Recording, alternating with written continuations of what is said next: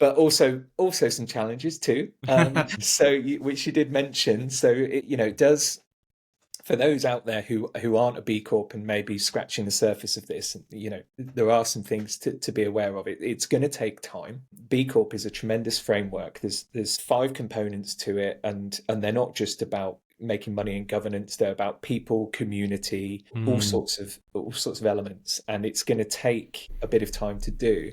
Myself and my business partner Richard probably spent a year on this, not inclusively. We're still on the tools a little bit, doing some work, but probably sometime every week for a long time. Yeah. It's also fairly expensive. You have to go through the process, and that's about £1,000, and you have to renew and do that for a few years. So I think all in, you're probably looking at about £5,000 investment over a few years, which, if you consider it just another accreditation that your business might be going after, it's going to be on the top end of expensive. What I am starting to see now, which is quite cool, is the moment you say you're a B Corp, I've stood up in networking events and people have clapped when I've mentioned Really? Yeah, people realize how much hard work goes into it. It's the movement itself is now far better seen than it were even a year ago when we started. I talked to people about it and they were like, "Oh, B Corp, what's that?" And now it's like we're a digital marketing B Corp. Oh wow, that must have been some work.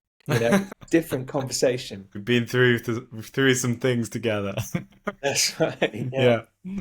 The other thing is you're going to have to make some fairly permanent decisions. One of the things we did very early on, because B Corp weights a lot of points towards, is change your articles of association. So the way the Yes. business is fundamentally structured, and it will lean into you creating, well, for us anyway, our journey was quite a policy driven organization.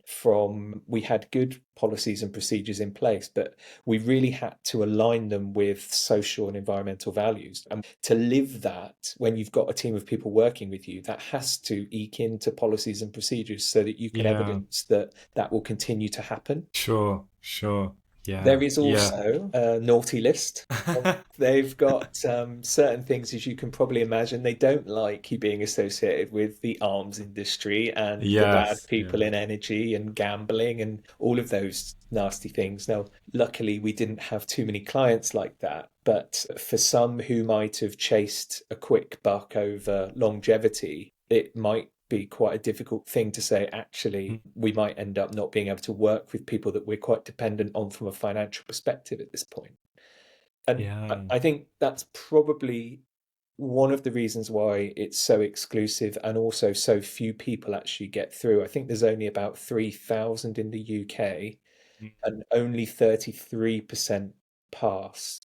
So there's an awful lot of applications that don't make it through. And I also think that's probably why it has this perception that it's hard work and a really credible thing to do.